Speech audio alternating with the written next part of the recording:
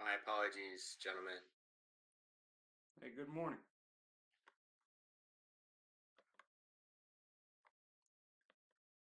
Good morning. Morning. How are Did you? you guys solve the world's problems already? Oh, if we did, I wasn't privy to it. How was the beach? Amazing. Good. I love the beach. I do. If I didn't have my dog, I would probably be out there a lot. Yeah. Good. How was DC? DC is not my favorite. Even if I didn't have my dog, I would not hang out there a lot. Right. Right. An uneventful trip though, which is good. Yeah. Cool. Yeah, I was able to piece out of there one-ish so that I avoided the majority of the traffic. There you go. There you go. I'm not a fan of DC. I love the history, but I'm just not a fan of DC. If it was a little easier, there's a lot. It does offer a lot. Yeah. Like there's a lot of culture. There's a lot of really cool stuff if you can just go there and be on your own timeline. But man, when you get forced into the traffic pattern with everybody else, Yeah. it's just painful. My hip hurts from driving. Uh-huh. I'm not used to sitting that long. Yeah. Yeah.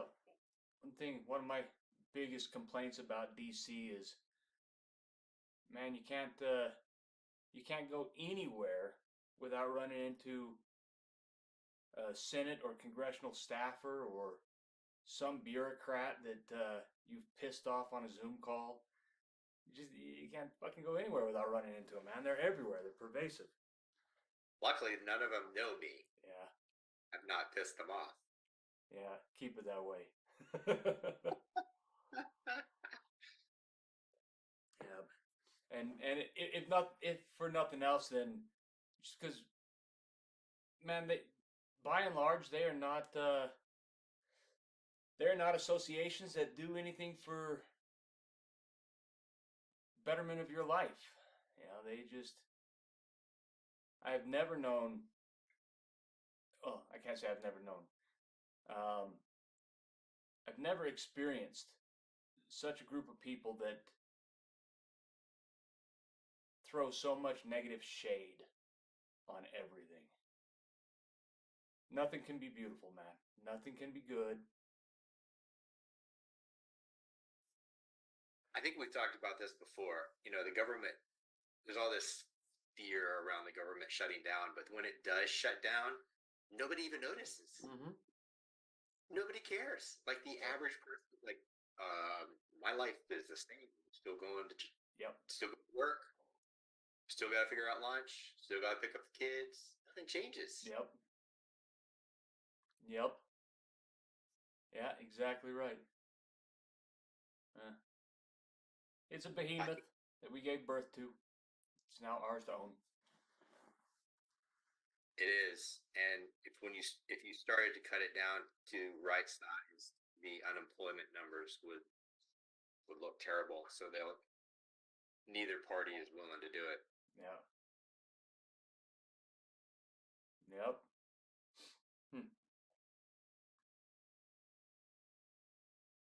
That's my political rant for the day.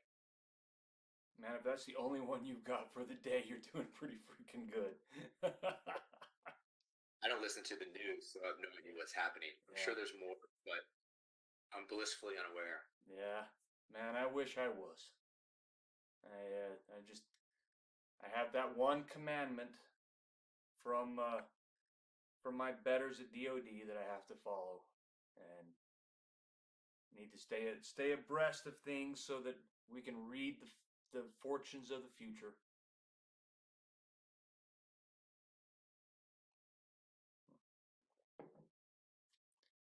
Jim, how are you?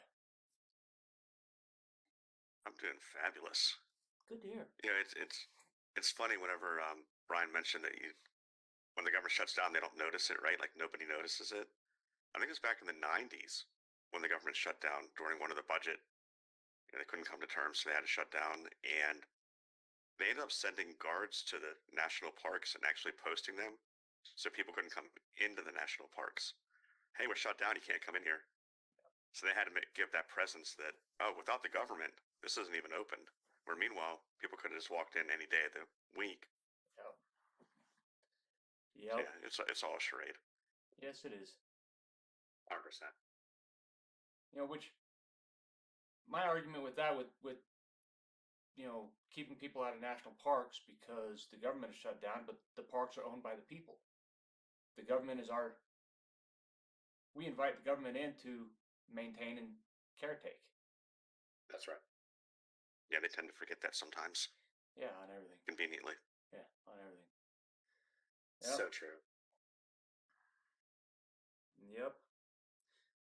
So what's on the agenda for today, fellas?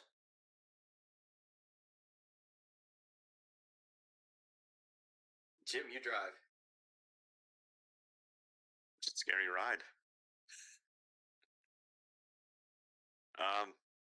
So I think we've been working through the emails, right? The email campaigns. Working through that Google Doc. Yeah, which I have to admit, man, since our last chat, I have not even turned it on. I've been replacing parts on my truck that needed replaced about, I started I think in October. And it was time to get,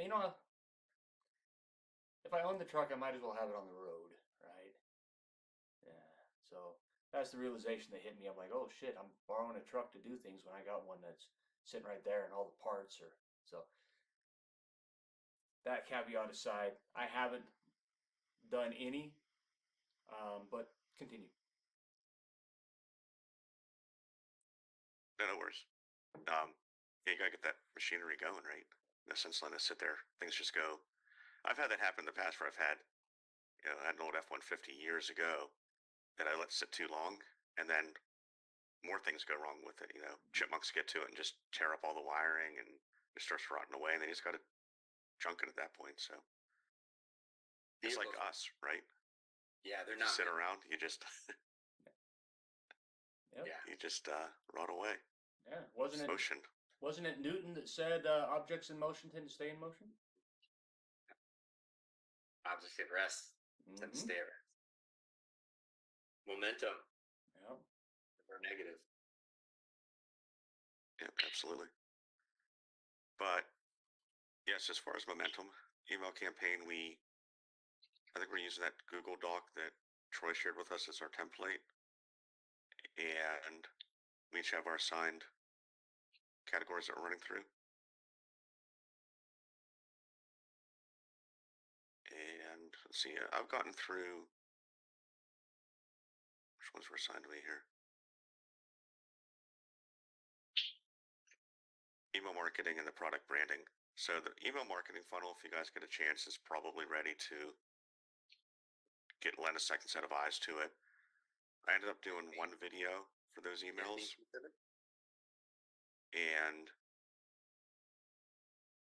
I may end up doing another video. It turned out a bit longer than maybe we wanted to for this one. I think I ended up with about 7 or 8 different, maybe even 9 different emails. I know we were targeting 5, but I mean, it goes up against the how to create your digital course and start selling it. So we could probably use that little bit of a buffer to help us get time to get that one built out too. And product branding is probably about 85% there. I want to take another spin through it and want to create a video for at least one of those emails to go out. That's kind of where I'm at.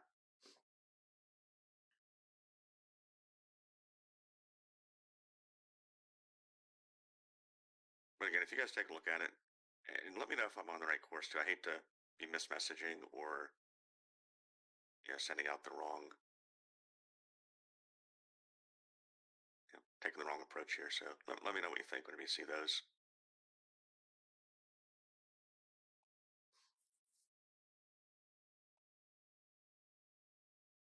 Right. Otherwise, I think it's still, finishing out the email campaign here, getting it loaded into Kartra once we're good with what we draft, and then I guess just flipping the switch and sending out to get everybody into the email funnel.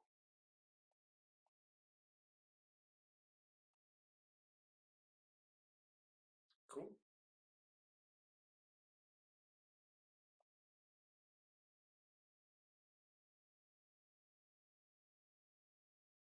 Yeah, cool.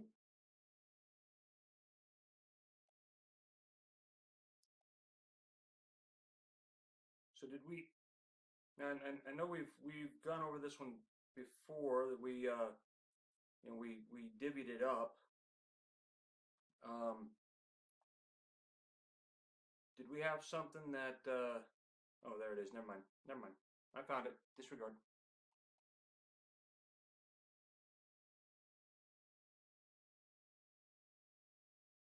All right, yeah, disregard. I got it. You're looking at the that Google Doc that you shared, right? Yep. That document. Okay. Right. Yeah, because I know I had that Google Sheet out there originally, but I think that's probably or a different Google Doc. Okay. But that's probably antiquated now at this point. In fact, I could probably just delete that so we don't get confused. All right.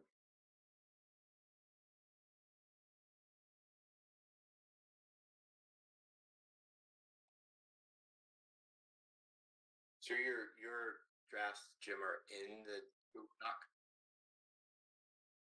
Yeah, it's in that shared. It's called a General Audience Email Campaign. Yeah. Okay. Good. Yeah. And Troy, assuming that's probably saved on your drive, right? Mm-hmm. Not in the cohort. Okay. Yeah.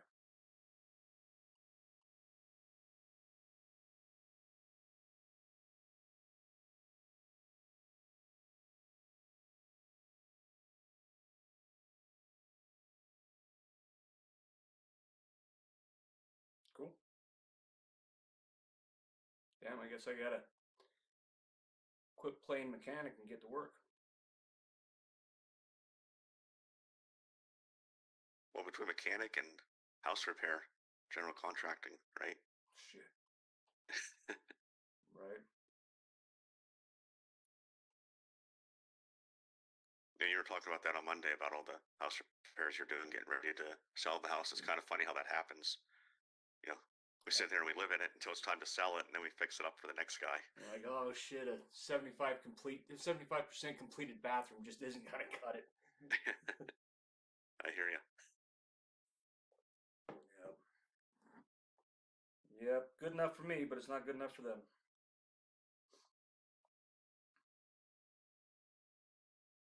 Cool.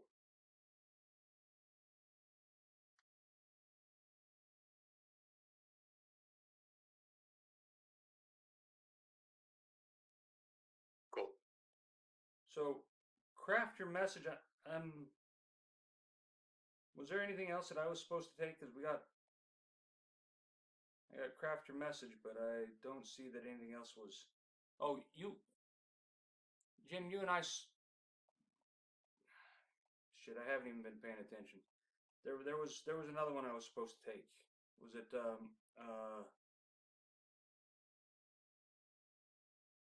was it email marketing funnel? Do you remember? No, so I have that. That's Oh, yours? my name's not on there. Let me put that there. Sorry. Yeah, so that's done and ready to review.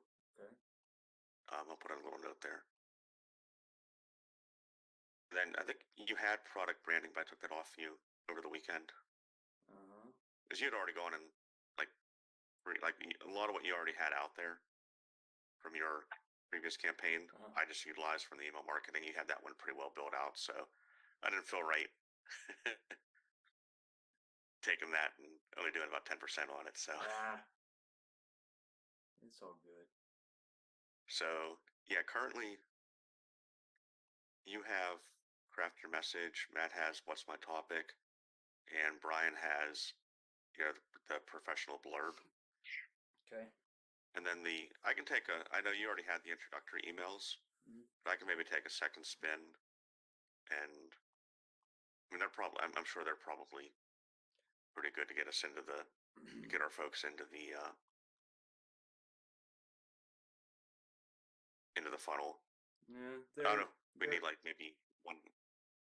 They're a bit lengthy, a little bit longer than I like in emails. Okay. Yeah, I mean, if you want, I can go through and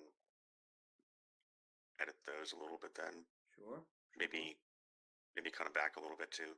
Yeah, or cut the number of them as well. Okay. If you want to get them right to the funnel. Yeah. Yeah, just as long as we're not. Bless you. As long as we're not moving too quick. That was my wife. Thank you. We're in a very, very small condo right now, so I'm trying to be as quiet and as attentive as possible with trying to get set up for the morning. And just as long as we're not forcing them into the funnel too quick, we gotta move from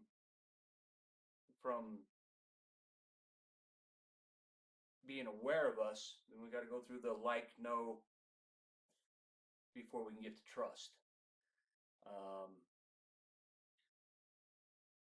So just as long as we're not moving them too quick. Kind of a fine line there, I think.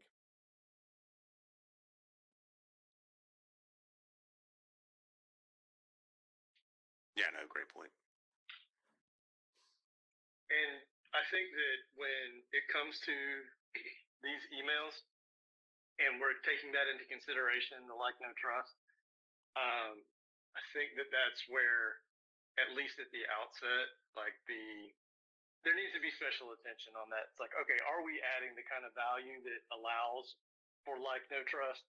And, are we too quickly leaning into sell you something?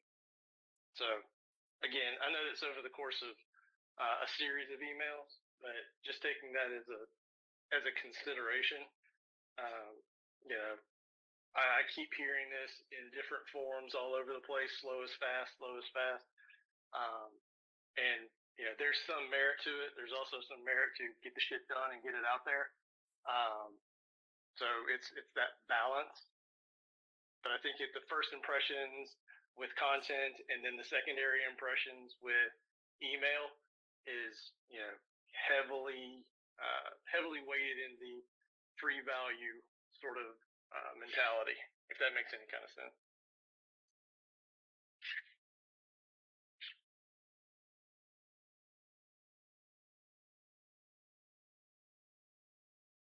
Expound on that. Bueller. I'm processing that. Expound on that. No, all I mean is this, and it's I ain't trying to create anything heavy here or trying to change directions on anything. It's just as I think that it's important that we vet the emails, like just collectively. And what I mean by vet is, hey, make sure we all read through it, make sure that we're all sort of on the same page in terms of messaging, flow, all that kind of stuff. And that's even each other's. And just say, okay, this is still in line with what we think a particular timeline is for our avatar to go through that funnel of like, no trust. Not to say that it's the be all end all. I'm not saying that that is the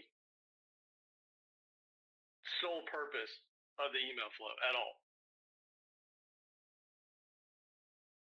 It's a measurement of the value that's added into those emails that continue that journey in a meaningful way. Does that make sense? Yeah, exactly. Yep. Thank you. Yeah, no problem. I have a tendency to spew shit that needs to be restated, as my wife likes to tell me all the time. Dad and I talk too much. Those are the two things. I explain with too many words.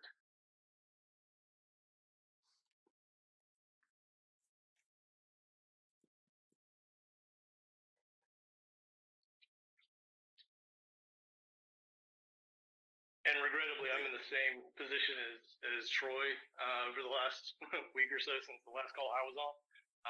I haven't really been able to make any forward progress on emails, but my commitment to the group is to have it done by the Monday call, at least for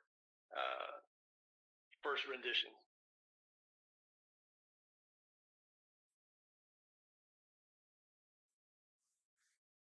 Cool. So, do we think that we can have everything ready to roll and be squawking at our audience by the 4th of July? Oh God, yeah. Yes. I mean, in my opinion, I think that there's no reason that can't happen. Other than the reason that other than it took me 2 days to do probably a 10-hour front differential swap on my truck. I mean, that notwithstanding, yes. Troy moves slow. I still think it can be done. Yeah. Yeah. I think we're a bright enough and committed enough group that can happen. Holy shit, we've come a long damn ways. Next thing is we've got 4 programs, not including the course, to build your course, but we've got 4 products on there, right? I think we have 6 more that are ready to go. They need to be put on there.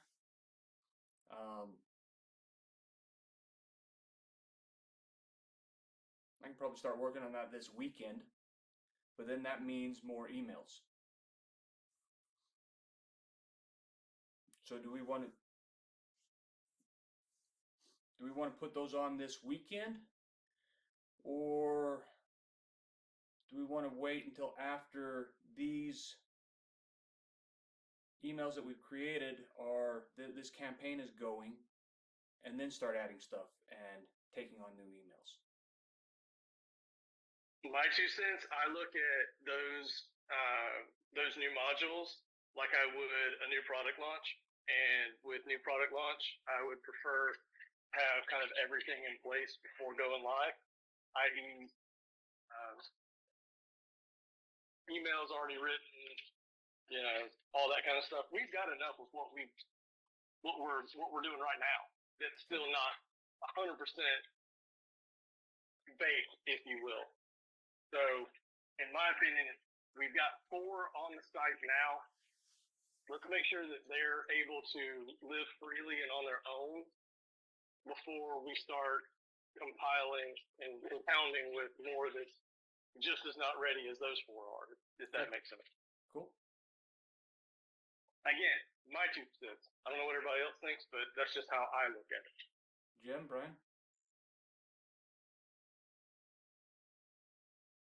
Yeah, I don't necessarily disagree with Matt there. I think the only caveat to that might be, how do these courses fit into the courses that we're already pushing, and would it make more sense to lead? Because right now how we're going is we're taking the my topic, the blurb, where all those are leading up to, then here's the create your online digital course, right? So that's our final push in this flow that we currently have. And if we go back and look at what we have ready or about ready to go, would those fit better up into the above fold in that progression to the course, to the full what we course? got done. But again, then that holds us back too, and I hate to do that.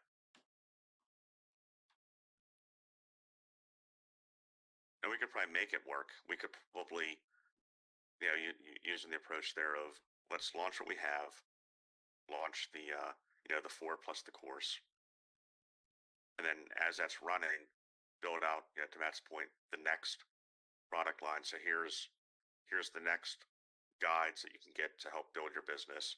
Boom, 1, 2, 3, 4, 5. and then digital course again thrown at them. Hey, have you got this yet? Or then maybe we start bundling. Hey, do you want to bundle all these? If you're a slow actor, or whatever. I don't know. That probably doesn't make any sense whatsoever, but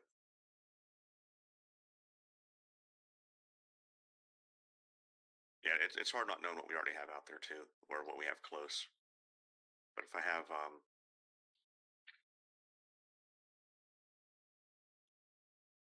I can screen share here. I have the Canva up, if that helps us.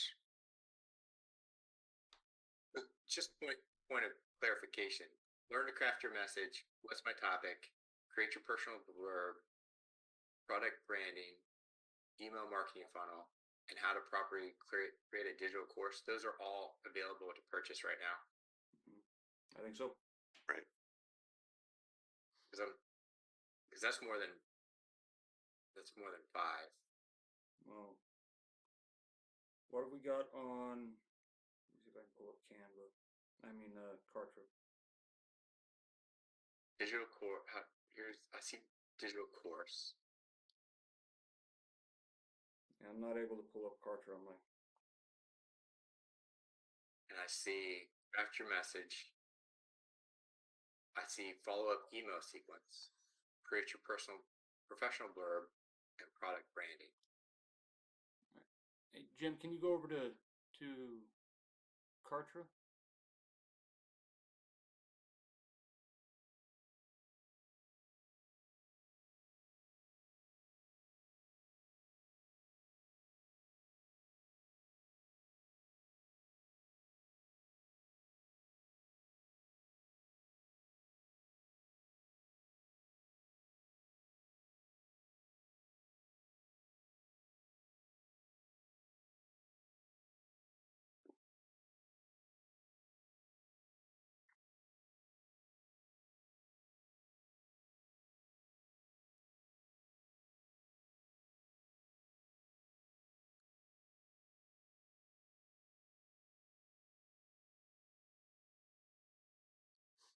All right, so there's the blurb, and email sequence for non-buying leads. Yeah, keep going. Craft your message and product branding. Those are the ones that we have currently on the site.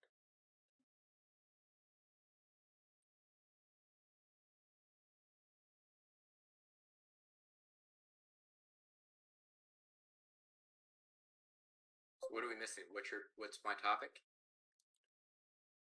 Email marketing funnel.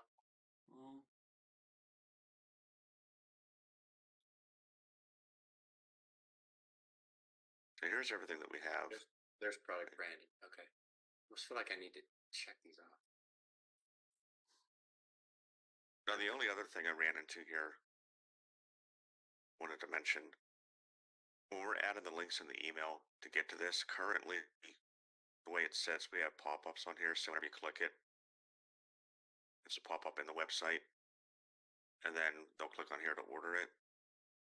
Okay, and we were gonna remember we have funnels for all these, so we weren't gonna take them through the website. We were gonna put them into the funnel. Okay, we do have funnels built for all these. I didn't go back that far. Okay. I believe so. I think I built funnels for all of them. Oh, perfect. I didn't even look at that yet. Sorry. And that's what we want to do for all the ones that we're putting out there, correct? Yeah. For each one. Okay. So, Jim, I'm sure you've got this, and I'm probably just ignorant. But isn't there a Google Sheet or something that kind of outlines or almost like a checkoff list, like a how to describe this thing?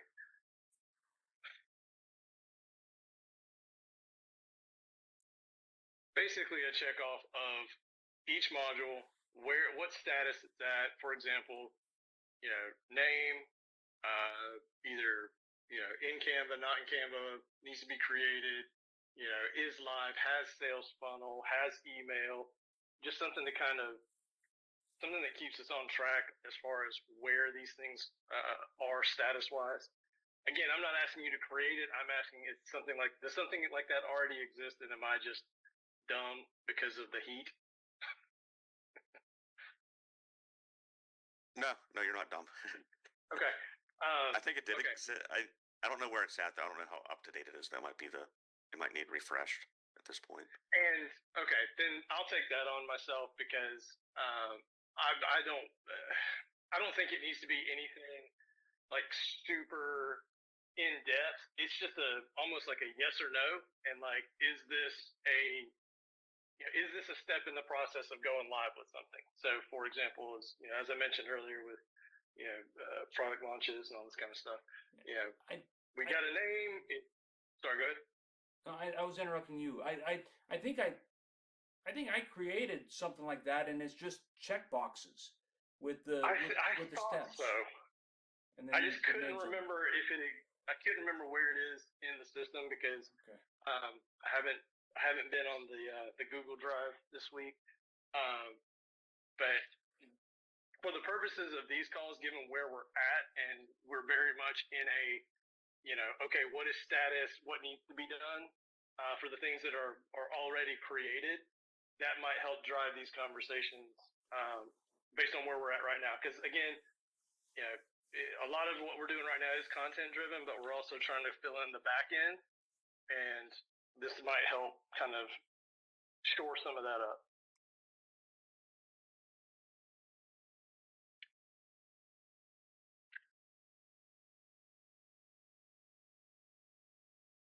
I just see us very quickly here soon needing to be or at least to have a process in place for how we're doing the day-to-day and like what next steps are with each of these. And I'll call them projects, but modules or whatever we feel is the next hill to climb with a particular either new module, current module, so on and so forth. Cool.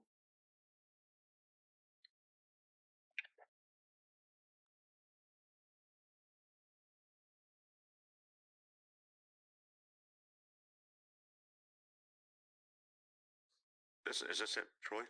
That's one of them. That's not the one that I was thinking, but cool. If it's again, I'm not looking at it right now, but if it's again general, just 50,000 foot view, is it done? Does it need to be done? Might even put the projects in priority order, just so that we're working on. The main thing is the main thing kind of deal. Because at the top of that list, in my opinion, is everything that's currently live on the site. Like, if there's anything that we can think of that with those that either is not done, i.e. emails, and anything that needs to be done, and I'm just throwing this out there, not saying that it is or it isn't, but videos, if there are any videos that go along with that, then what we have out there right now that people could readily see because we're sending them there via content are the things that probably have the highest priority.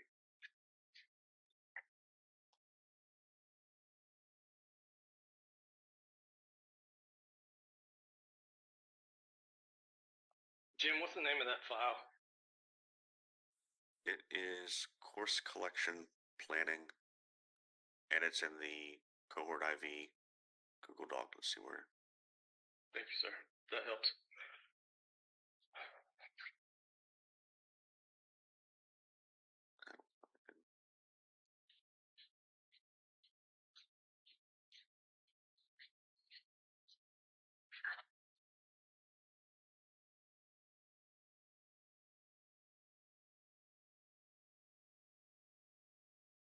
Yeah, so it's under Cohort course collection, and then the sheet's right there. I thought there was another one, Troy, that you did too, but yeah, I thought it was a little more robust, I believe. Yeah.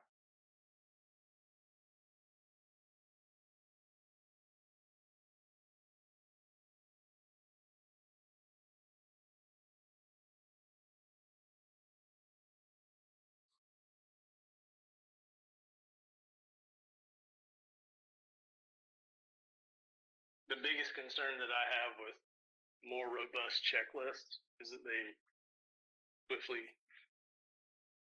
don't become checklists; they become projects in and of themselves. Mm-hmm. And I kind of want to avoid that with, at least with, how we're utilizing our time with these kinds of conversations. I don't know the extent to getting into the minutia until something's ready to be reviewed. And that's really what I'm talking about is, okay, what do we need done? We do a really good job of delegating between us who's going to do what. And then it's just a matter of getting it done. And once it's done, then we can dive into, okay, what are we seeing? What do we like? What do we want to change, if anything? And then give it the seal of approval and move on to the next thing. So really, it's just a matter of, are we good on this? Is it ready to review? Yes or no?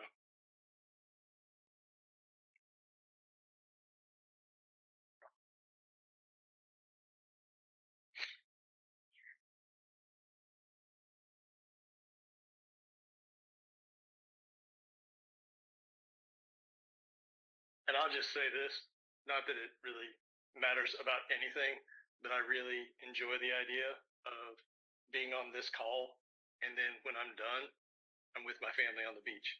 It's like 200 feet away.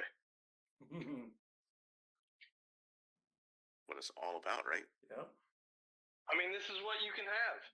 Like, I've been talking up buying a condo down here. Not that I'd be able to do it right now, but it's not completely out of the realm of possibility.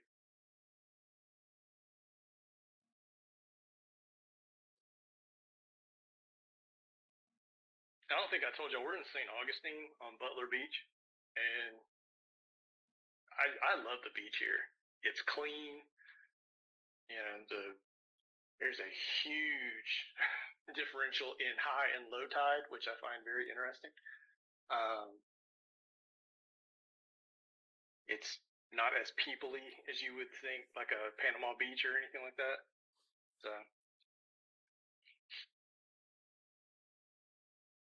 the UV index the entire week has been, and I quote, extreme.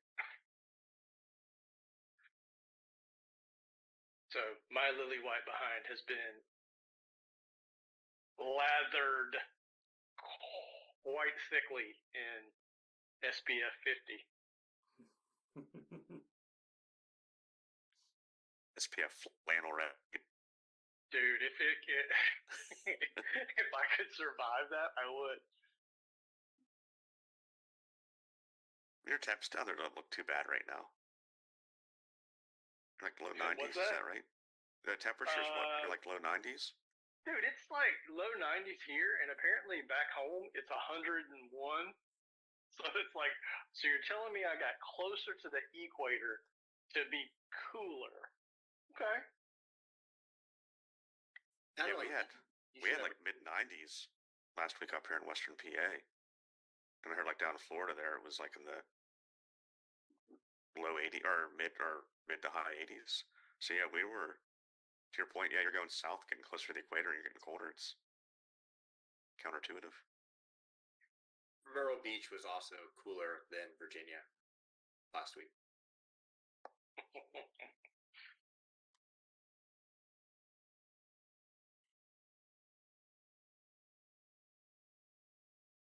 What was, all right, summarize the final decision on the checklist? The spreadsheet. So we have the one that we've got. I'll take it upon myself to look at it and maybe do some tweaks depending on what I'm seeing. My other to-do is to have my portion of the email campaign for what's my topic done, or at least first round ready to review by Monday's call. Okay, and another point of clarification, this is a campaign, so there's nothing that says we can't start the intro emails even while we're building out the campaign, correct? I don't see why not, if that's the direction we want to go in.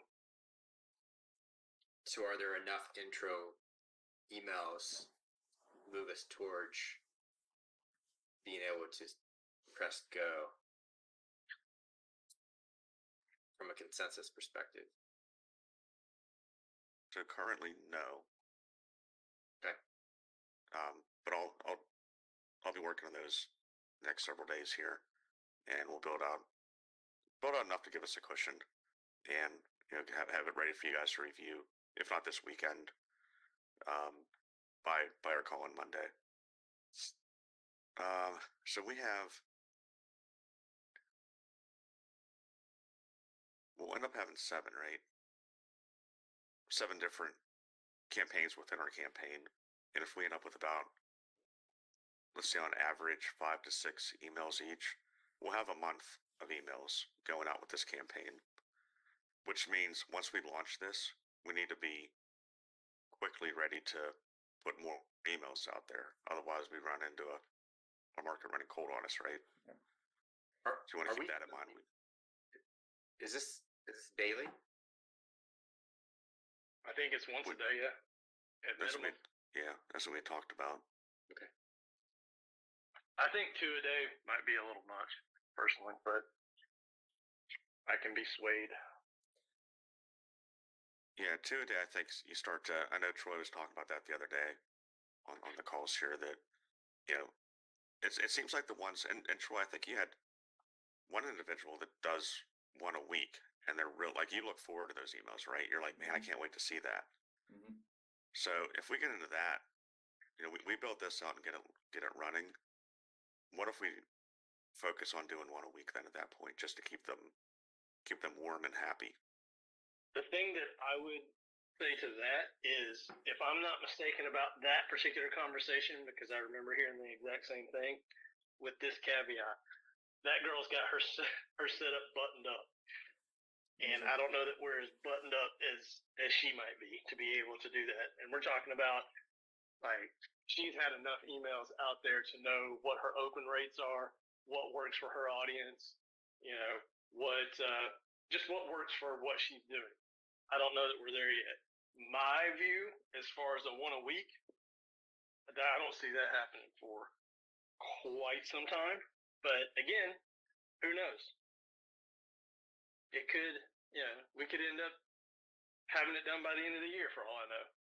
But I think that once a week is future state. I'm not trying to shit all over what you just said, Jim, at all. No. I'm looking at it from, based on what was said about her particular emails. That's what stuck with me was, like, she's got her operation squared away. We're still trying to figure out what intro emails need to look like. Right. I guess the only thing that I'm having, I won't say concern on, but just, we get to the end of this campaign, which is going to run out once we press that button. The timing of it is going to run out in 1 month. So we essentially have 1 month then to create more emails, whatever they look like. Well, and it's sound like we're pushing more product too, right? Which isn't quite ready.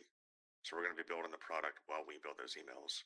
Well, I think aside from a course that they all feed into, we've got a ton of product that's done, 100% done.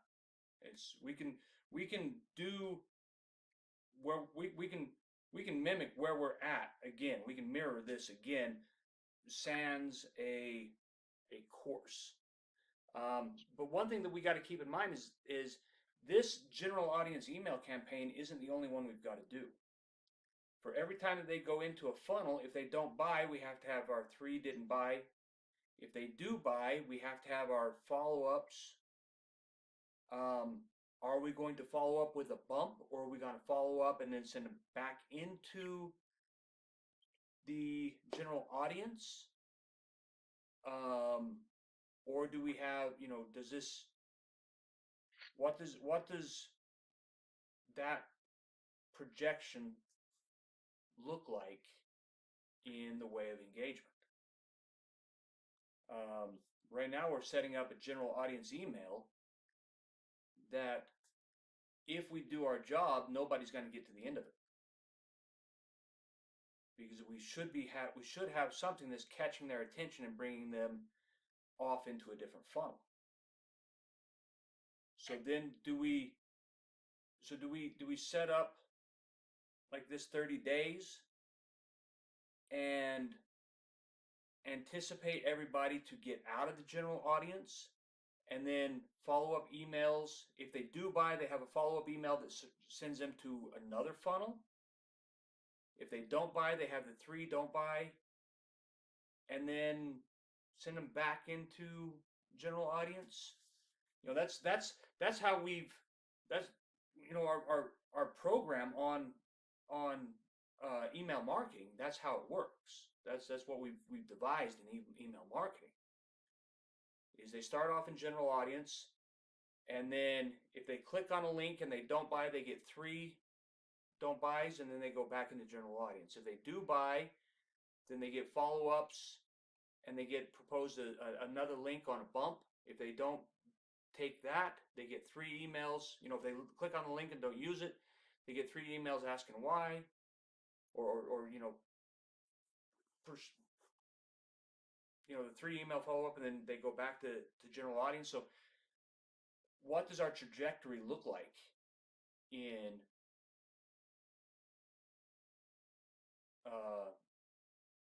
that interaction?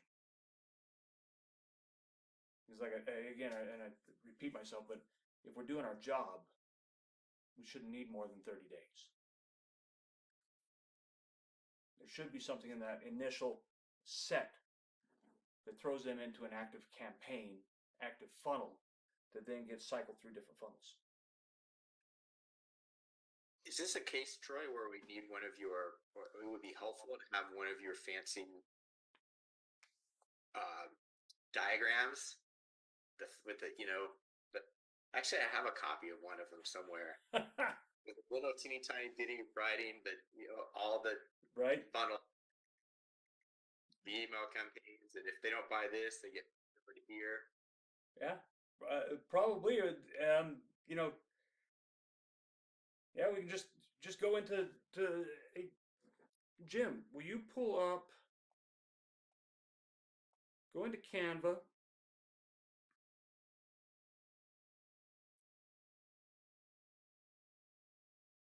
I feel like Jim's the operator from The Matrix. I don't think you're too far away from the truth there. Hey man, can you load a helicopter module for I need to be able to fly that immediately.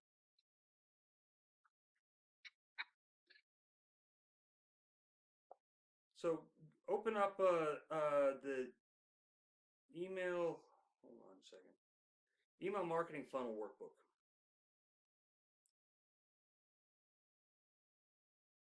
And go to page 6.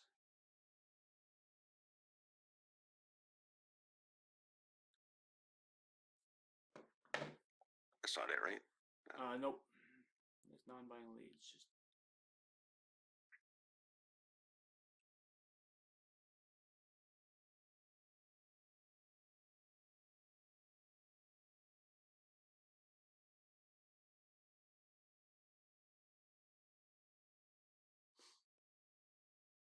I mean, it's the Aspire one, but it's the same.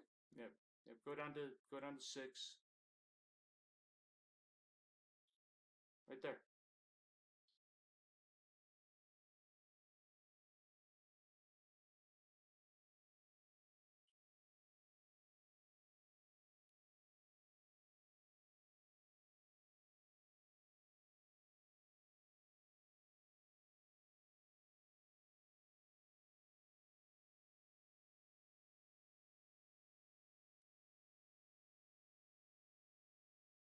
So right now we have them going from lead opt-in straight down to the general audience.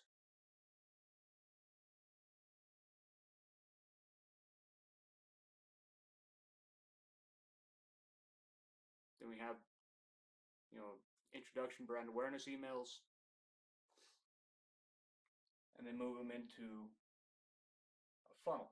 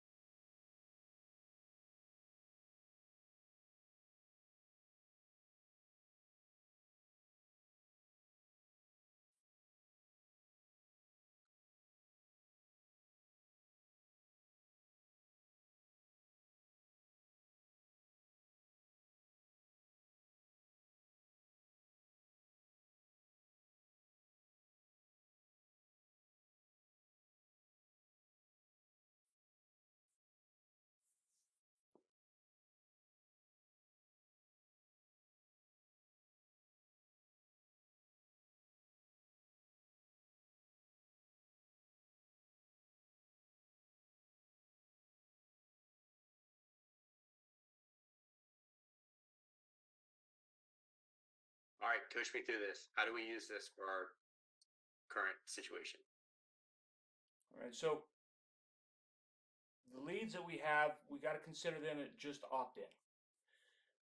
Right. Our current list. Our current list. So they're not going up to a freebie and working through that. They're not coming in at an offer. They're coming in at general audience. So then we have brand awareness, which is our introduction emails. They go through those brand awareness emails, they receive those, and then they get pushed into an offer. When they get the offer sequence of emails, then they either buy or they don't buy. All right, well, they either click or they don't click. If they click, they either buy or they don't buy. So the don't buy, if they click, don't buy, then they get three emails, and then they get routed to either another offer or they get put back into general where they left off. If they click and buy, then they move into a, hey, we appreciate you, do our follow-up emails, and then they get sent into another funnel or back into general audience where they left off.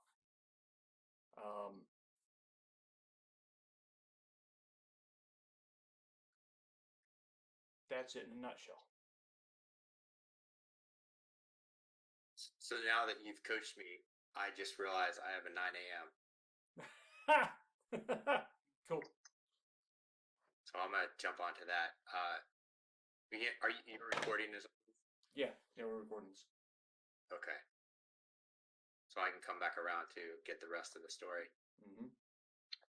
Before you hop off, I would say that Monday is probably a good time to just cover all things email. Okay. Like, it sounds like that's what we really need to do, is just kind of hone in on where we're at, where we're going, what the flow is. Use this as kind of a benchmark, and then looking at the stuff that we've kind of committed to for having on Monday, and just kind of getting the email stuff buttoned up. I think that makes perfect sense, and we can make as much progress as possible over the weekend. Yeah, because 100%. all the emails that we're writing right now, they don't have to go into the general audience. We can be writing funnel emails. Okay. All right, guys, I'll catch the rest of this. Cool. Thank you. Yep. Later, bro. Thank you, Brian. Talk to you later. Oh, I heard from chemistry recently. Yeah. Oh, yeah. And? Man, I love that girl, but she is a hot mess. She's As she moved further into the interior, she's building a log cabin rather than living on a farm with some old white guy teaching her how to shoot. Nope. Decided that life wasn't for her, and she's in New York. Holy shit. Oh, that's right? New York City, New York State. I understand the city. Okay. Yeah, and she's got she's got linked up with a new program. Seems to be all right. I accepted her invitation to attend one of their little webinar things, and there's an automated version to the webinar, and then you have the 3 or 4 hosts that then kind of give their spiel, which was very scripted. And I mean, so much so that eyes are moving, and then they give you 0 time for Q&A. They jump off onto another call, and yeah, I wish her luck. But damn, that's a fishing expedition if ever I've been on one. It was rough to sit through. Then I'm like, oh, wait a minute, I got questions. Oh, we can't take them, dude. We gotta go. It was pretty tough. Then I get an email from her, hey, what did you think? And a text, hey, what did you think? I think I'd like to ask questions. And that's where our conversation ended. He didn't respond to the email or the text that she sent about what'd you think? No. So was it an automated? I think they were automated. Yep. All right. Yep. God love her. I wish her the best, man. You know, one of the downfalls that we talk about in all of our stuff is lack of focus. You know, the shiny squirrel syndrome. And man, I think she is case in point.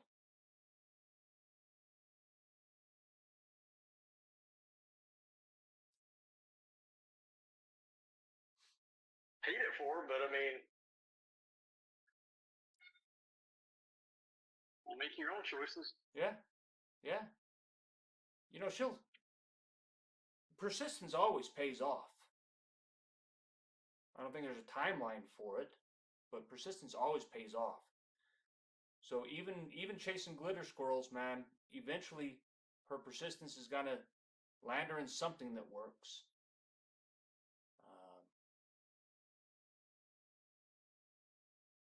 I hope this is it.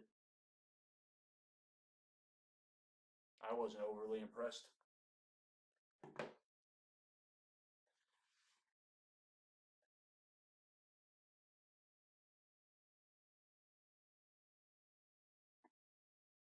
That's my chemistry update. Well, it also sounds like from the time that, you know, it was created to launch, like really wasn't a tremendous amount of time.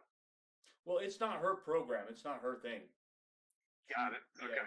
Yeah. So I don't know how long this has been going, but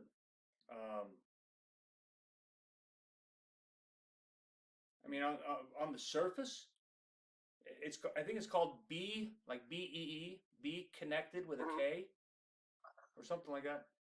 Be connected, something like that. And on the surface, it looks to be built out like a pretty reasonable program.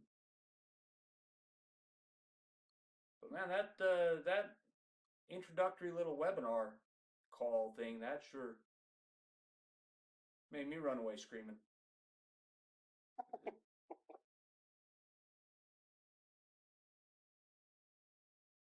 And it was a live webinar? It was partial live, partial pre-recorded. So Okay. So it was me and one other gentleman and then 4 moderators. And Kim was one of the moderators. Or chemistry was one of the moderators.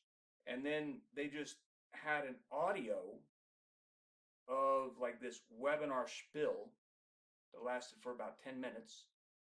And then they all went through and read their little bit, which took about 5 minutes, and then we were done. Oh, wait a minute. In the audience, there were 2 of you? 2 of us. Yeah. Yep. But now, then they're like, oh, we can't answer questions right now. We've got to go. And people started logging on, and so for the next call, there were like 5 before I left. Interesting. Yeah, but the one I was on, there were only 2, and it was just a 15-minute little window. 10 minutes for this audio, and then 5 minutes for the 4 of them to do their thing. And then we got ushered out and said, hey, follow up with the person who invited you. And then she followed up, but didn't follow up after you followed up with the follow-up. Yep. Kind of dropped the ball on the follow-up. Yep. Well, I think you said it pretty dead on. God bless her. Yeah. She's a hot mess. She is a hot mess. Yep.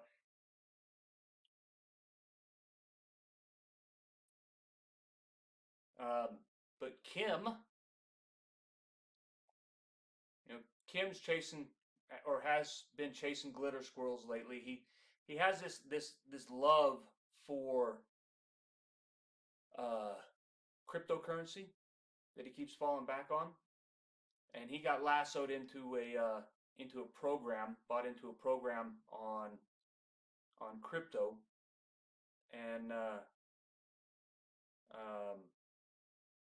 he gets super excited about it. I don't see that he's doing much. He's doing lots of modules, and he's got a ton of knowledge on it. Just hasn't put it into application. But then we got talking. When was it? I think it was over the weekend. We got talking, and he's like, "Man, I just got to get back to what I was doing because I had everything built." And he literally did. He had everything built. He's got his landing page. He's got his website. He's got his product. He's got all this stuff, and he just dumped it and moved on.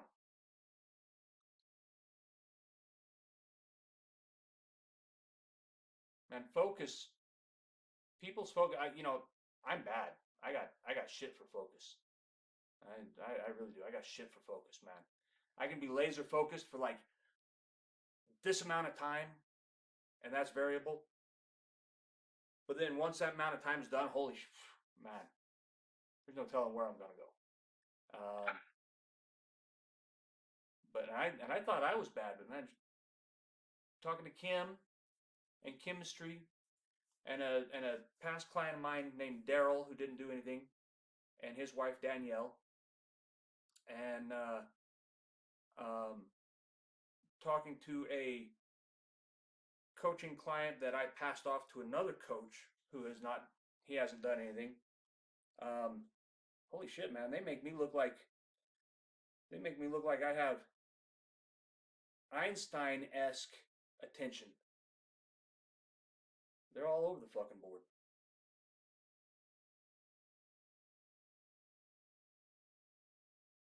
So the whole purpose of that, the purpose started telling you about chemistry, but giving that sampling, and I know it's not statistical, but giving that sampling, how much attention do we need to give to their inattention, if that makes sense? Can you be just a little more specific in terms of what it is that you're referring to? When you say there, who's there? There, our audience.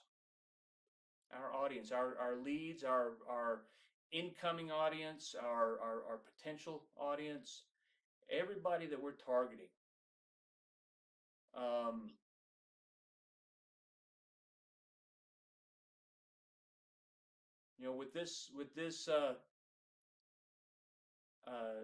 With people's inability to maintain an attention span, Mm-hmm. are we expecting too much with some of these lengthy courses of email? If we've got 4 or 5 email, or 3 email, or 7 email about a product, are we commanding too much of their attention? I don't think that we have enough data to say one way or the other, to be quite honest. Fair enough. The way that I'm looking at it is like this: like you don't know if you're doing it right until you absolutely know you're doing it wrong. All right. So we haven't put anything out there yet. Yep. So that's kind of why I was asking. What was it, a week ago? When we were talking about emails, then just getting an idea of maybe not necessarily like a formula for how each email looks for that consistency. Okay, what is the length going to be? What is the number of emails is just dictated by the topic at hand. So that's where that variation in 30 can come from. It might be 30, 33, 35, whatever that looks like to get across all the things that we need to get across based on what the formula for the email is. But I don't think that we can pivot on anything if it hasn't been tested. And I don't think obviously our emails have not been tested yet. So do I think lengthy emails are a bad thing? Only if they don't work. Mm-hmm.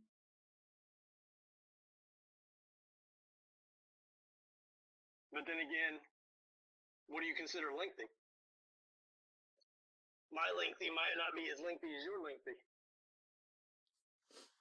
My idea of lengthy is past the fold.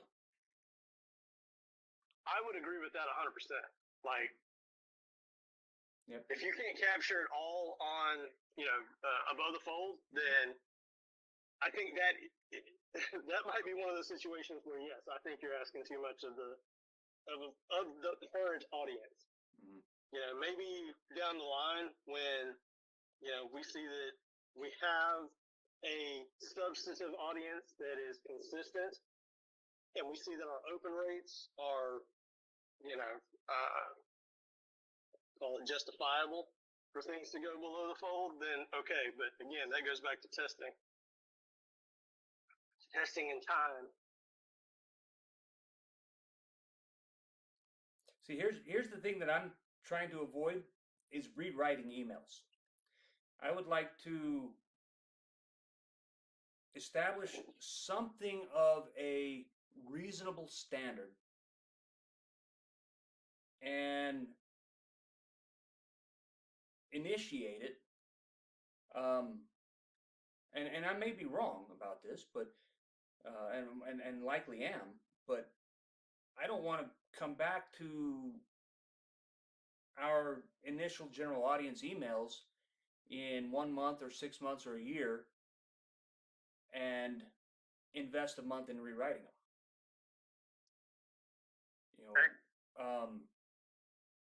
I absolutely agree with leveraging analytics, and if we have a 0 open rate or a 1% open rate or something like that, then yeah, absolutely, we need to rewrite it.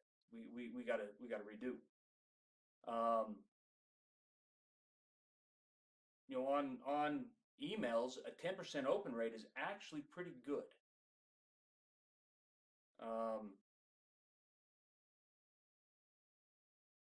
So I don't think we should be shooting for the moon, but if it's substantially low, then yeah, we got to reconsider. But where do we set that benchmark? Okay, so we say anything below the fold is lengthy. All right. Yep.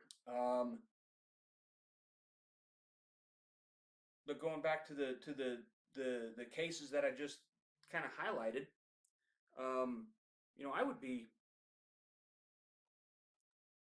I'd be hard pressed to say that chemistry could make it through a 3 or 4 email sequence. Over the course of 3 or 4 days.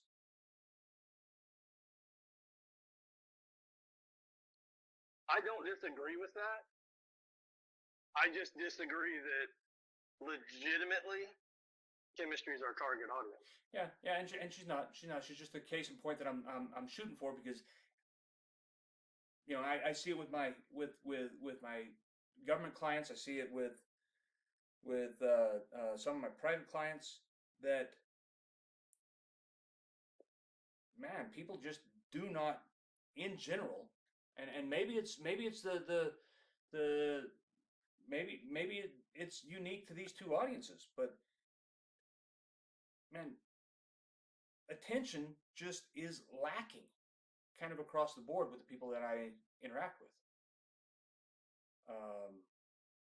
So the whole purpose of this was, I was just positing it as are we expecting too much in lengthy email campaigns? Do we need to wind it down to, do we need to shoot for like 2, 3 at most to pitch a product? Now, when all this analysis on email started for me, I think that general audiences had it was only a few years ago, but I think even just a few years ago, general audiences had a longer attention span than they do today.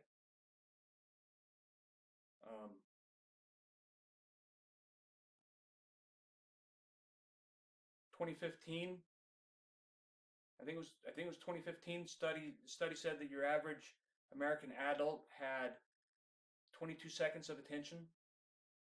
2023, they said 9 seconds.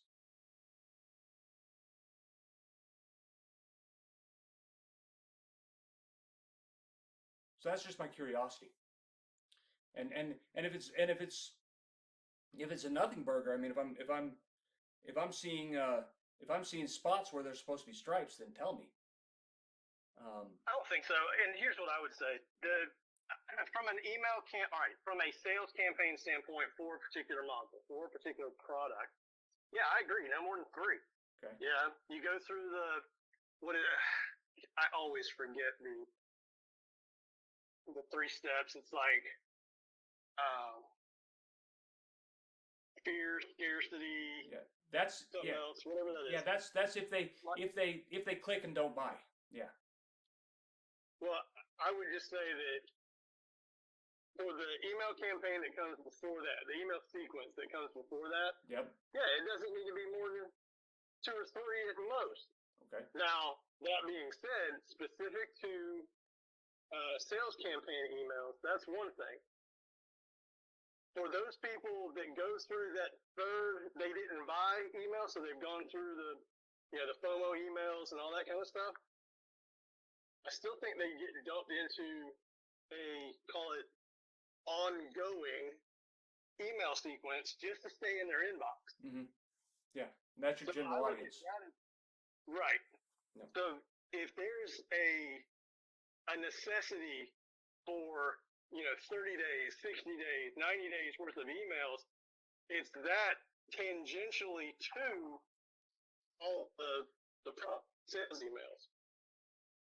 So that's and maybe I'm conflating some stuff and not understanding exactly what it is that we're worried about when it comes to the number of emails. And I mean, I don't disagree. I don't want to do any more emails than I have to, but if I have to rewrite, then I got to rewrite. It's just a matter of, I don't know that I need to rewrite yet until somebody tells me I need to. If that makes sense. Yeah. Yeah, so maybe I'm putting the cart before the horse. No, I agree with you that it, once they're in, if they have a habit of clicking links, then general audience it's gonna be a short campaign. And we don't want to be sending emails to people who aren't opening them, because that gives us bad ratings in Google's algorithm. So there has to come time where we cut them off. If they're unresponsive, then after I think I said this last time. I think that the last number I heard was 33 emails. After 33 emails, if they haven't opened one, then you cut them loose. And is that an automation that can be done within Cohort? Yep, it is. Okay, there you go. But so the idea is that within that first 30 days, we get them into a funnel. So like I was saying earlier, right. they should never see the end. Nobody should ever see the end of that general audience campaign if we're doing our job. But there are going to be those people who never even open one, so it doesn't matter if we're doing our job or not, because they're not going to open them anyway. And okay, that just put everything into a nice, neat little package for my mind. Okay. In terms of what we were talking about probably 45 minutes ago about the necessity for, again, 60, 90 days worth of emails. If the goal is to, if they hit 33 and then if they hadn't opened anything up, cut them, then there you go. That's it. And within those emails, that 33 days worth of emails, you're going to know, fairly quickly which ones are getting open, which ones are not, where you need to pivot, where you need to do any kind of adjustments. And even then, you're just taking the ones that aren't working and making them look and feel like the ones that are. So I don't think that the editing process or the revisionary process of 30 days worth of emails in and of itself would take 30 days. Because I don't think you're going to have 33 emails that you're going to have to completely dump and redo. Mm-hmm. So it's part of the conversation that we can have on Monday around emails in general is, okay, we need 33 days worth of emails. Are they written? Are they written for general audience? Are they written? Are they the way that we want them to go live with? And then put that to bed. Then we're looking at the individual sales email sequences for each of the particular projects if somebody comes out and gets into a funnel. And then that gets broken down in basically the exact same way. So three to six email sequences if they don't click or whatever that looks like. And then I think we're rocking and rolling. I don't think that this needs to be as, I don't say complicated, but sometimes I think we get too far into the minutia of what something should be before we do anything with it. Well, absolutely we do. We overthink a lot. I know I do. I overthink a lot. That's why I have kind of self-imposed cutoffs where I'm like, that's it. I got to stop thinking about it and just do it. And that was the birth of my whole program.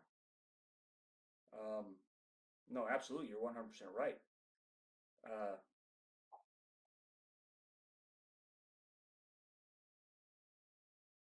Boy, took us down a rabbit hole with that one, didn't I? No, but I think it's good. I think it's good to put these ideas and potential concerns out there in the open for everybody to kind of mull over and come to some kind of, if not a resolution, at least a, hey, okay, I know where people stand on X, Y, Z, and it makes sense to me. And if it doesn't make sense to me, then if it's the consensus of the rest of the group and we go that direction, fine. We'll just put a pin in that and move on. The biggest thing for me right now is progress, and I think that's the same thing with all of you guys. Mm-hmm. Like, are we making considerable progress each week, each call that's going to get us to where we're trying to be by the end of the year? And I know I haven't done shit this week, so I have been lax in that regard. But I know that when I get back, I'm wanting to hit the ground running. So I agree with your statement earlier about the amount of progress that we've made, 100%. I mean, you think about where we were at the beginning of the year to where we are now with the amount of assets that we have ready. We still haven't truly launched yet, though. That's the thing that, I don't know. I'm a glass half full guy. It's just the way I was raised. Mm-hmm. It's like, all right, well, what isn't done? What do we need to do? What isn't done, and when are we going to get it done? And like, let's not let perfect be the enemy of good, because even good is going to tell us how to get to perfect. But we won't know until it's done, it's out, and we get some kind of data on it. And that's something we didn't do today, was look at where the numbers were, but that's fine. Mm-hmm.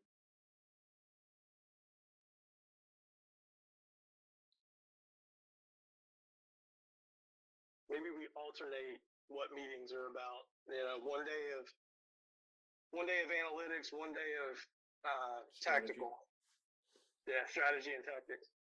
Okay. Again, I'm just putting that out there. I'm not saying that that's what we should do. It's just an idea, because, as they say, what gets measured moves, or something to that effect.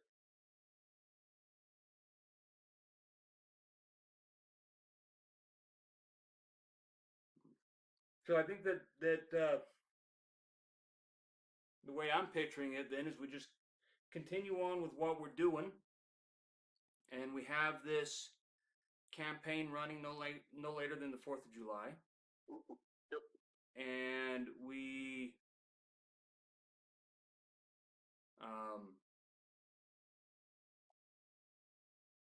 don't wait for it to run out before we have another campaign. We just start adding product with funnel campaigns, in the expectation that nobody's going to get to the end of that 30-day general audience.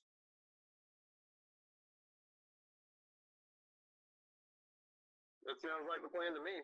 Okay. And I think that, as I said, Monday is, honestly, everything. We should have everything set up, ready to go to have that conversation on Monday, just around emails, and make it the sole focus. Because it seems to be, what we're, other than content, obviously, and I think that I'm just going to shut up about that, because I think I've driven it home enough to drive myself insane. But that is something that needs to continue. We also need to focus on storing up some of this other stuff. And if we can bring to the table on Monday enough to be able to check off a ton of email boxes, then I think we'll be in. To me, that'll be progress. That's moving the needle,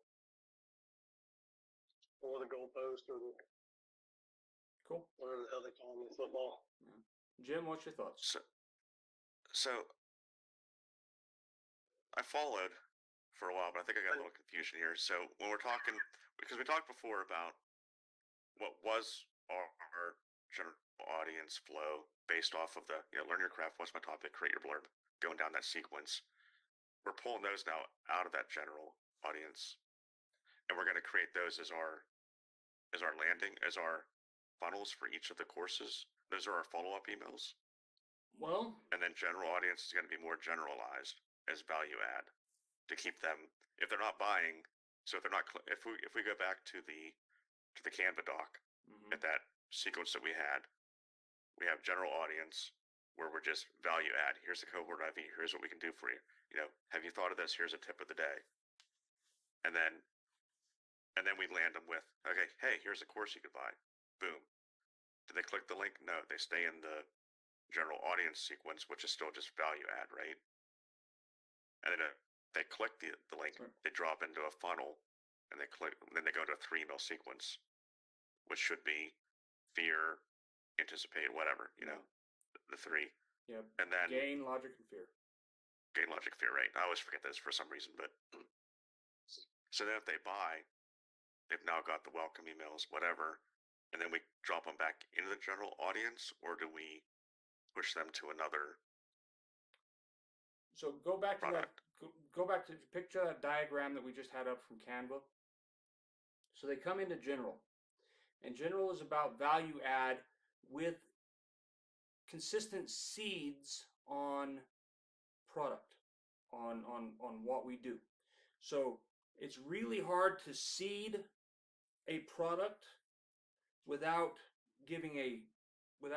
having it build up to a pitch that has a link to put them into the funnel. So that's how that initial sequence was designed. Is value add on branding. This is how we help you with your business pro bono. These emails, and then you pick topics out of that value add, and you speak on those topics because you have a product or service that is in line with that topic. So now you have your seed opportunity, and that seed opportunity leads to a funnel. If they don't click on that funnel, if they don't click on that opportunity to go into the funnel, where now they don't have to have any build up because they've already had the build up through the seed. They don't need any build up. They click to go into the funnel, they get opportunity to buy. They don't buy, then you get gain, logic, or logic, gain, and fear. All right. And if they still don't go back into the funnel to buy, then they get routed back into general audience where they left off. So they come back on the on my next question. Is that even possible to drop them back into where they dropped off? Yep. Okay. Yep. So they come back into the funnel where they left. And now if they do buy, then they move into a secondary funnel. Now you have emails that it's no longer value add. It is a pitch on a seed and a pitch on another product.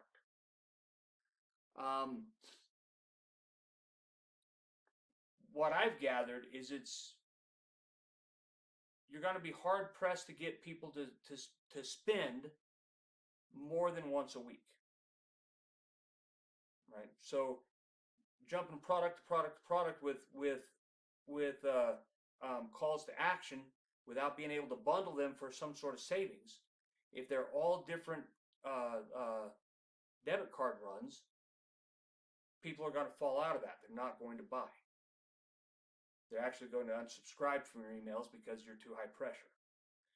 But if you have things that build up for a new opportunity to purchase the following week, then that's when people are more receptive. Now, from what I've seen and heard, it doesn't matter if that's a $10 purchase or a $150 purchase or $500 purchase. They got to be spaced out for people to actually take action on them. So now they get put into another funnel that is going to start with value add, but it's seeding for the next product. Because we announce it that, when you get into the funnel, hey, since you like that, we want to talk to you about this one because they go hand in hand. This is very complementary to that one, or this is the next step after you're done with that one. And then you follow the same process. If they click a link and they don't buy after 3, then they go back into general audience. If they don't click a link, they don't get those 3, they just go back into general audience. If they click a link and buy, they go into another funnel. So the other funnel that we're running has to have more lead time in between it. So the general audience, we're going to have like our 2 or 3 build up. Mm-hmm. Here's the link, buy it. Because they haven't bought anything if they're Mm-hmm. still in the general audience, right, at that Mm-hmm. point. So now what we have to keep in mind then is as we're building out for the funnels, if they buy, we now need a whole other sequence of emails for them Yeah, that's that why we haven't built out yet. that's what I was saying earlier is it's great to launch with this 30, but what are we doing with them after they get into a funnel? Each one of those funnels have to have their email campaign, their associated email campaign. Unless we don't put them into another funnel. If they get into the funnel and they buy, they automatically go right back into general audience and they pick up where they left off. Right? Now, that is how that document that I gave you with the emails that I shared, that's how that was being set up. Right? Remember me talking about my Tennessee preppers, the man and wife that everything they do is 99 cents. They have like 5,000 and something prepping ebooks and homesteading and self-sustainment ebooks that they sell. That's how they do it. Is they have this loop back into general audience. And so whenever they come up with a new product, they just put it at the end of that sequence, and so that it constantly loops back into general audience. And the way she writes her emails is she writes 4 of them that are just for your info. This is just pro bono work. These are the things you need to look out for. This is what happens. This is what doesn't happen, etc., etc., etc. Right? And then that leads into 2 emails that are seeding the product, and then the 3rd email is opportunity to buy, which throws them into a funnel. When they come out of that funnel, they automatically pick up right where they left off in their sequence. There's no, oh, sorry you didn't buy. There's none of that. It goes right back into sequence. It's not proven to be the best method. What's proven to be the best method is come back with the 3 opportunities to buy and then feed them into either another funnel or back into general audience. Is that confusing as shit? No, it makes sense. It's just what approach do we want to take? And yeah, I mean, the Slacker in me says let's go with the easy approach. So we can get this thing up and running quicker. Okay. But what's going to be our better value at the end of the day? Well, it doesn't mean that Or- we or- can't change approach as we go. It doesn't have to continue that way. They can come in to the general audience and get this continuous reloop into sequence before they start hitting funnels. It doesn't mean that we have to stick with one.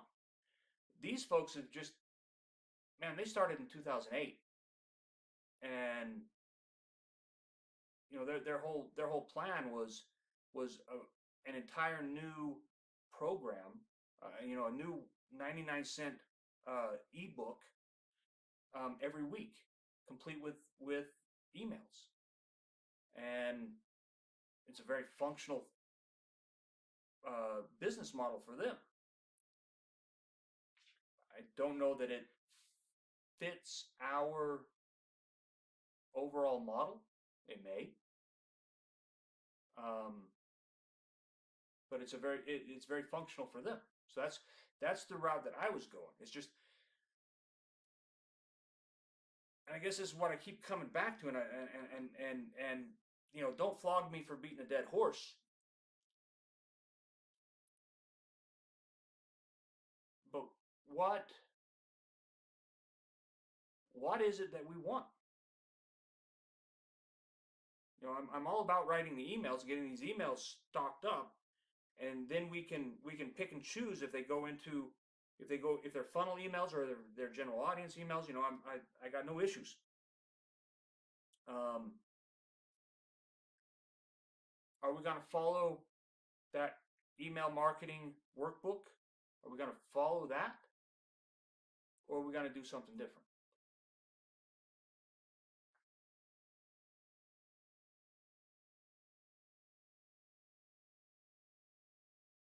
Wow, tough crowd.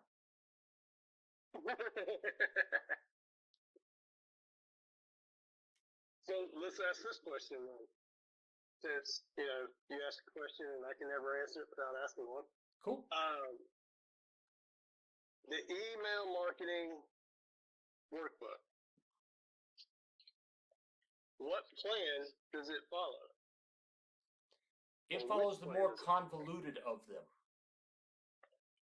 Well, practice what you preach. Yep.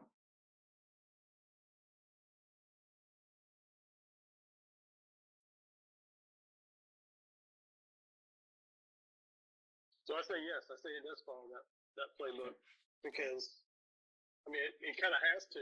I don't think you have much of a choice. That's been proven to be the more effective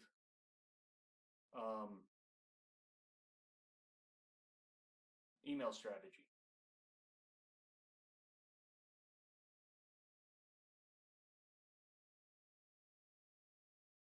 Then I think that's it. I don't know that. Do we have options? I don't necessarily think that. Well, for a number of reasons. There's an integrity aspect to it. There's a effectiveness aspect to it. There's, there's a directionality that it gives us because I'm not saying that we keep flip-flopping, but, there seems to be, even for us, a lack of clarity on what it is that we're trying to accomplish and how we're trying to do it. So, if we have a tool that we're trying to promote that helps people do the exact thing that we're having a problem with, and I think it behooves us from an integrity standpoint to use that process and then basically verify whether or not we're selling something that's worth selling. Yeah. Well, see, I also have a program written for that other email campaign strategy. Okay. So we're going to end up selling both, and probably, potentially even a third one.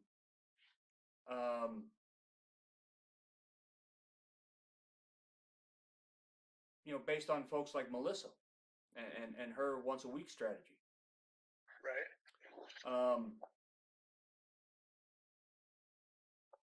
So these are going to end up in our funnel eventually, I'm sure, in our product lineup, just because they are effective. They may not be what we use, or they may be what we use, or it doesn't matter. They have been proven to be effective. So I say, absolutely, we coach on what is working for other people, because this is, we've got more than just us in our audience. And so I agree with you, but I don't think that the integrity is that big of an issue, because we're going to be selling them all eventually anyway. Okay. And so that comes down to the brass tacks of it. You are absolutely right. We don't have consensus on what we're doing, or maybe we do have consensus, and I'm just muddying the waters.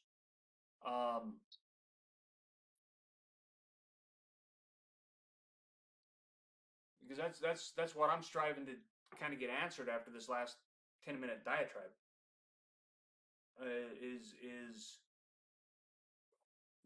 I like to see a grand picture, so I know how the emails fit into the puzzle.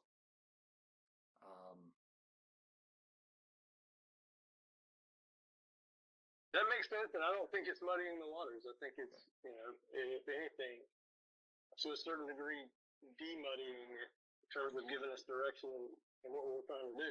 Okay. So that being said, across all different formulas of, email sequence, I mean, I don't care so much about convoluted as I do about effective. So whatever is the most effective is the one that's going to give you the biggest ROI, even if you spend more time on the front end putting it together so that it is effective. So I'm fine with that personally. But again, and I would say that's probably why it's more effective, is because you do spend more time on the front end. Right. Because it's a natural law of consequence. You get what you put into it. You get out what you put in. Right.